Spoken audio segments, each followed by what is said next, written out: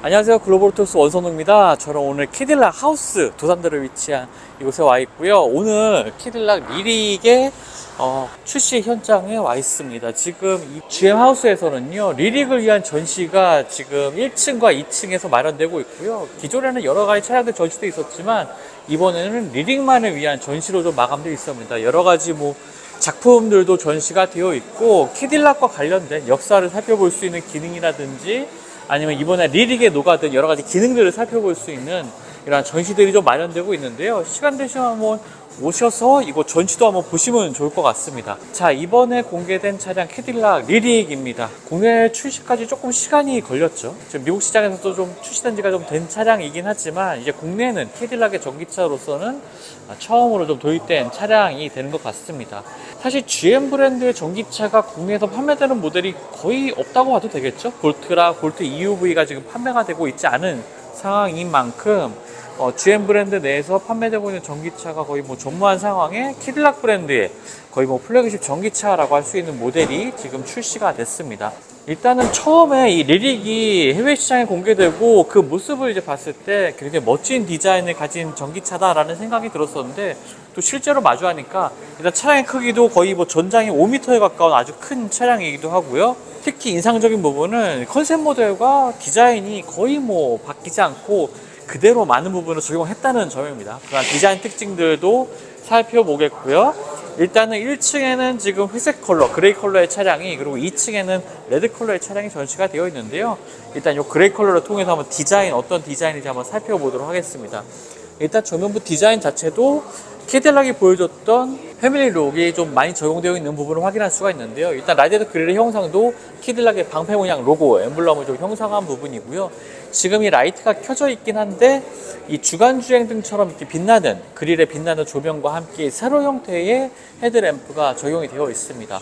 주간주행도도 이 측면에 상당히 밝게 빛나고 있고요. 라디에이터 그릴 안쪽에 주행보조 시스템을 위한 센서들이 위치해 있습니다. 보통 이런 차량들 보면은 라이다라든지 센서들이 이렇게 튀어나와 있는 것을 볼 수가 있는데, 카메라를 제외하고는 모두 다 이 그릴 뒤쪽으로 갖춰져 있기 때문에 상당히 깔끔한 모습을 보여주고 있죠.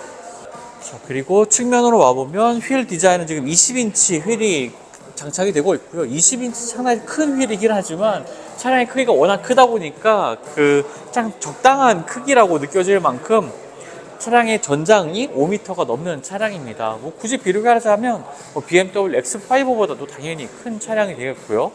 특히나 약간 전고가 낮은 좀 슬릭한 이러한 형태를 가지고 있기 때문에 차량의 길이가 더 길어 보이는 특징도 보여주고 있고요. 루프라인도 뒤쪽으로 상당히 낮은 경사로 이렇게 뒤까지 흐르는 모습도 인상적입니다. 특히 뒤쪽의 이 레이아웃은 상당히 좀 흥미로운 부분이 많은데요. 리어 램프가 이 차량의 측면까지 이렇게 올라오는 독특한 형상입니다. 이런 것들도 이제 컨셉카에서 적용됐던 디자인이 양산차에까지 그대로 더 적용이 된 거고요. 위쪽에도 이렇게 스포일러 형태처럼 보이는 이 루프 디자인, 그리고 아래쪽에 스포일러와 함께 측면 디자인이 굉장히 역동적이라는 생각이 듭니다. 도어도 이렇게 팝업되는 형태로 되어 있고요. 일반적으로 주행할 때는 당연히 들어가게 되어 있다가 이제 가까이 오거나 접근하게 되면은 이 도어 손잡이가 나오는 형태인 거고요. 자, 뒤쪽으로 와보면 말씀드렸던 것처럼 이제 가운데를 가로지르고 차량의 측면까지도 이어지는 리어 램프가 이 후면 디자인의 가장 중요한 특징이 되는 것 같습니다.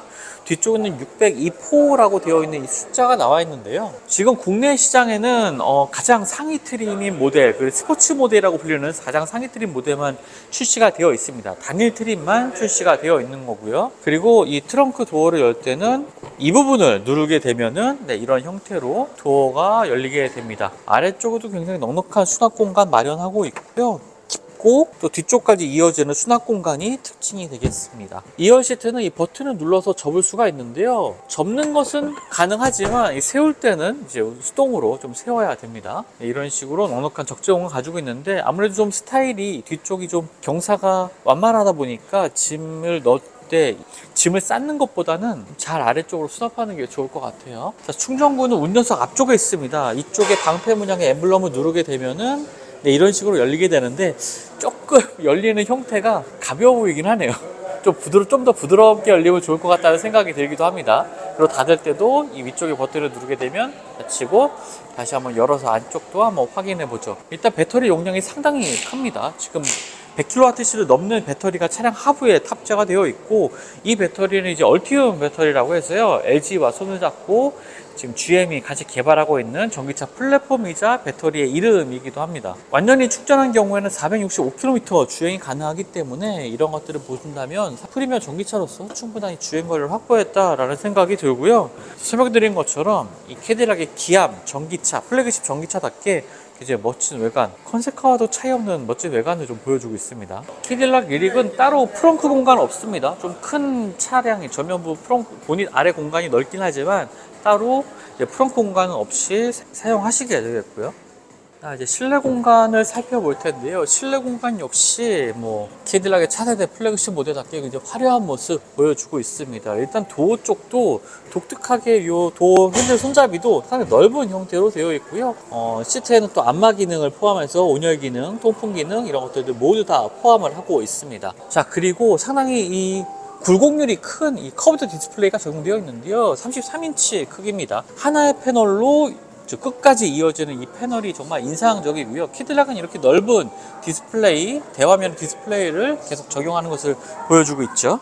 자, 운전석에 앉아서 보면은 이 스티어링 휠의 디자인도 약간 클래식한 멋이 좀 느껴지는 형태입니다. 그리고 이 부분의 그 버튼류들이 이 터치 방식이긴 한데요. 햅틱 반응도 있고요. 굉장히 좀 넓은 크기로 되어 있기 때문에 운전할 때 조작할 때는 좀 편할 것 같습니다. 자, 그리고 이런 디스플레이에 여러 가지 정보들을 설정하는 부분을 일반적인 차량에서라면 이제 스티어링 휠에 있는 버튼류들을 통해서 설정을 할 텐데, 독특하게 이 차량 측면에 이 디스플레이를 직접 터치해서 이 정보를 조작하는 부분이 있습니다. 이런 것들도 굉장히 좀 편리하게 사용할 수 있는 부분이 되는 것 같고요. 뭐 주행 연비라든지 헤드램프의 설정들을 변경하는 부분들, 이런 것들도 이 부분에서 모두 다 바꿀 수 있는 점이 상당히 좀 편리할 것 같고요. 디스플레이로 가보면은 일단 디스플레이의 이렇게 조작 방식 역시 굉장히 좀 깔끔하고 빠릿빠릿하게 움직이는 이런 형태를 볼 수가 있습니다. 여러 가지 테마들도 변경을 할 수가 있고요. 캐딜락 그 모바일 앱을 통해서 이러한 테마를 변경할 수 있는 기능이 있는 것 같은데, 아마 국내에서는 조금 적용이 어렵지 않을까, 이런 나중에 시승을 통해서 한번 확인을 해 보도록 하겠고요. 드라이브 모드는 투어 스포츠, 눈길, 그다음에 마이 모드까지 4가지 모드를 설정을 할 수가 있습니다. 실내 무드 조명도 이렇게 다양한 색상으로 선택을 할 수 있는 부분이 특징이 있고요. 이렇게 조작하는 이 조작감이 굉장히 정확하고 깔끔한 모습을 보여주고 있네요. 자동주차 보도라든지 뭐 카메라 기능들 이 부분에서 모두 다 확인할 수가 있습니다. 360도 어라운드 뷰 카메라 확인할 수가 있고요. 자, 아래쪽으로는 그래도 제법 많은 물리 버튼들을 유지하고 있습니다. 특히나 이제 공장치 같은 부분들은 완전히 다 물리 버튼으로 조작할 수 있는 점이 있는데요. 이런 부분들이 오히려 이 캐딜락을 좋아하는 팬분들에게는 좀 반가운 부분이 될 것 같아요. 전기차라고 모든 것을 이 버튼 없이 깔끔하게 하는 거는 사실 저는 그렇게 뭐 바람직하지 않다고 보거든요.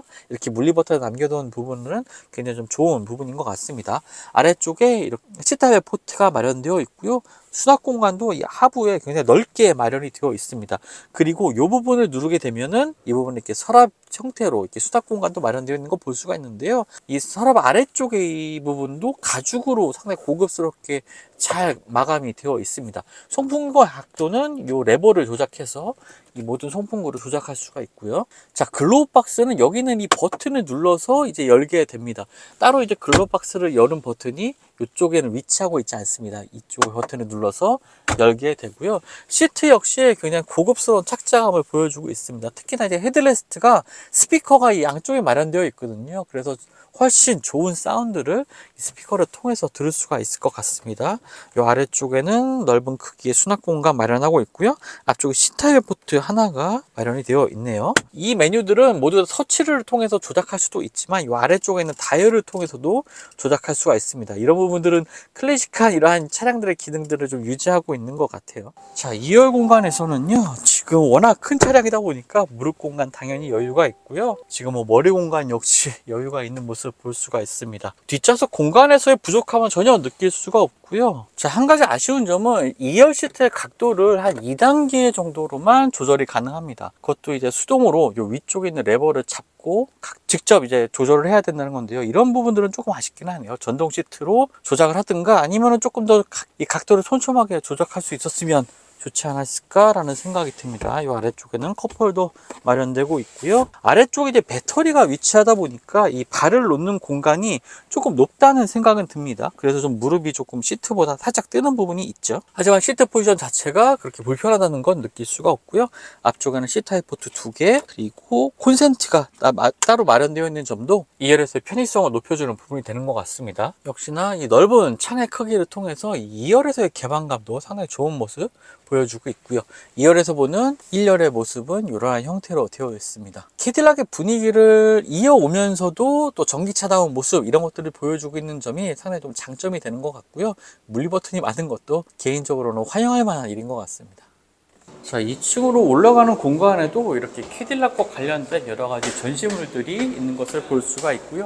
2층에 레드 컬러의 리릭이 좀 전시가 되어 있습니다. 그 차량 한번 보여드릴게요. 네, 2층에는 이제 앞쪽에 그릴은 검은색이고 전체 바디 컬러는 이제 레드 컬러.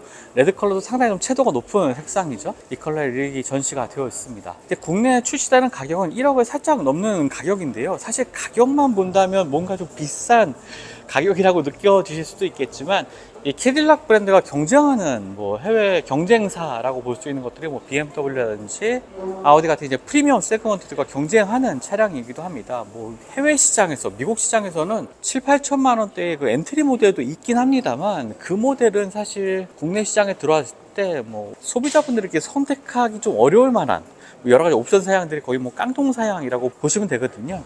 그렇기 때문에 지금 국내에는 거의 뭐 풀옵션 차량이 들어왔다고 보시면 되겠고요. 그만큼 여러 가지 편의 사양이라든지 실내 고급감, 이런 부분에 있어서는 굉장히 만족스러운 모습을 보여준다고 볼 수가 있겠습니다. 거기다가 뭐 주행거리도 국내에는 롱레인지 모델, 해외 시장에서는 조금 짧은 주행거리를 갖고 있는 모델도 판매되고 있긴 하지만, 국내에는 465km의 넉넉한 주행거리를 갖춘 이 모델이 출시가 됐기 때문에 주행거리에 있어서 불편함을 전혀 느낄 수가 없을 것 같고요. 거기다가 전기모터의 종합 출력, 최고 출력 역시 500마력이 되는 굉장히 좋은 성능을 보여주는 차량이기 때문에 아마 주행에서의 시승 느낌도 굉장히 더 궁금해지는 차량인 것 같습니다. 캐딜락이 얼티엄 플랫폼을 처음으로 적용한 모델인 만큼 뭐 여러 가지 의미를 가지는 차량이기도 한데요. 뭐 독일 3사가 조금 식상한 분들이라면 캐딜락, 미국 브랜드의 전기차 캐딜락 리릭을 한번 주목해 보시는 것도 좋을 것 같습니다.